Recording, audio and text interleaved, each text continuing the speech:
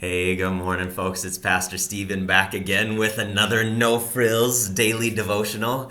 And today we're going to be talking about microscopes versus telescopes. And it's kind of along the lines of the conversation that I started yesterday in a video that was kind of about, was called Don't Rush the Roast, and just kind of about God's timing.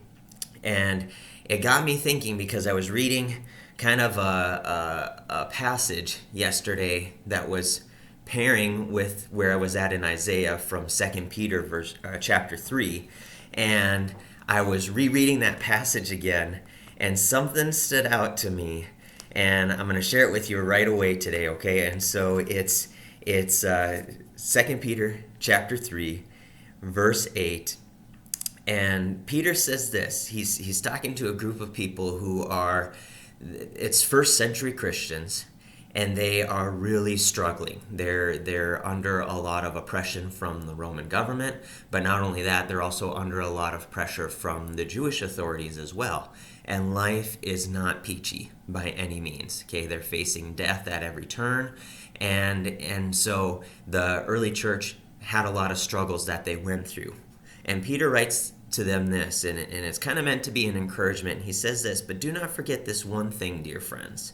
With the Lord, a day is like 1,000 years, and 1,000 years are like a day." And what in the world is Peter talking about here? Well, he's trying to help them process their situation. He's trying to help them process and realize that maybe their perspective, how they're seeing something, how they're viewing something, how they're experiencing something, isn't necessarily the only perspective that's out there. I talked about it a little bit yesterday in my video talking about, 60 miles per hour. 60 miles per hour when you're riding in a Greyhound bus doesn't feel like much. But 60 miles per hour, if you're holding onto a rope, riding on some roller skates behind that Greyhound bus, feels a whole lot different. And so what Peter's trying to do is he's trying to help them to realize that sometimes our perspective can get really skewed. I've talked about it like this in some prayer videos about how we tend to have this microscopic view where we get so focused about everything that's happening right in this little bubble here. We have this microscopic view, and a lot of times in our prayer life, we're trying to get God, come on, look into this microscope. Come on, don't you see what's happening right here in this tiny little bubble here? Can you please peek into this microscope? And a lot of times, God's sitting by patiently, just wanting us to glance into his telescope and see what else is going on in the great big world around us. And so in the video yesterday, I talked a little bit about this idea of we need to live our lives in the context of eternity. We need to process our lives in the context of eternity. Something that I challenge myself with, okay, is when I'm experiencing something difficult, and yes, I do experience difficult things in life, I'll ask myself this: in the grand scheme of eternity, Stephen, really, how important is this, right? As I'm waiting in the car for Trisha to get out the door so we can get on the road so we won't be late, and I'm feeling my frustration level rise, and it's like, wait, Stephen, in the grand scheme of eternity, how important is this?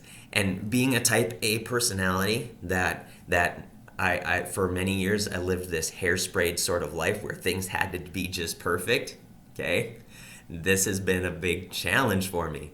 In the grand scheme of eternity, Stephen, how important is this? And what it's allowed me to do is it's allowed me to take on a different perspective. It's allowed me to stop staring into the microscope of how this situation is affecting this tiny little bubble here, rather looking through a telescope and seeing that actually, in the grand scheme of it all, this little situation, it's really not that important.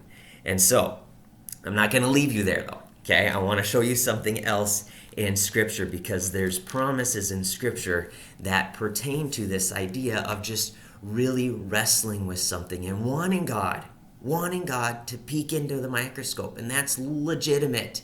Okay? That is a legitimate thing. You want God to speak or to peek into your microscope. But, okay?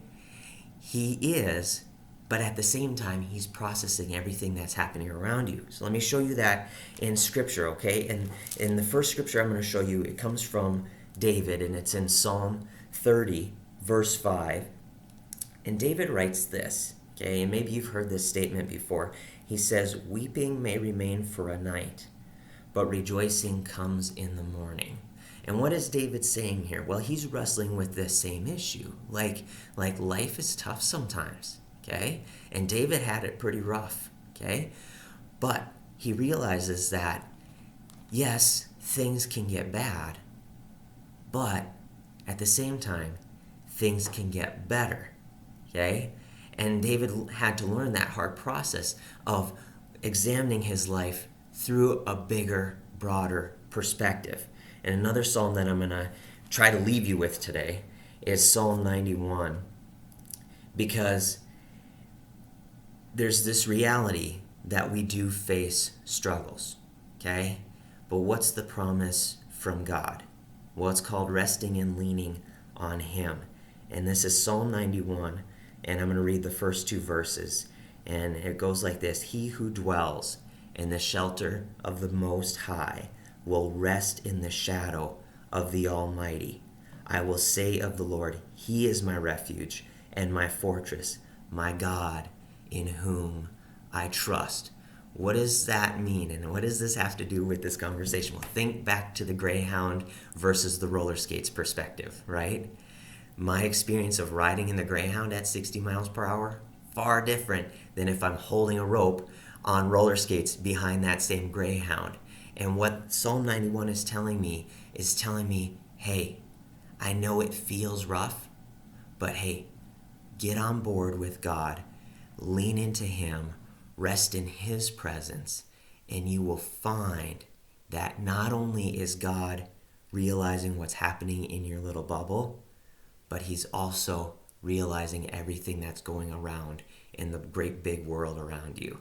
All right? And it's tough. It's tough because we want God to do what we want Him to do now. But that isn't always His will for our lives. But His will for your life is good. And so lean into Him today. And that's what I'm going to leave you with today, you guys. Have an awesome day. Be blessed.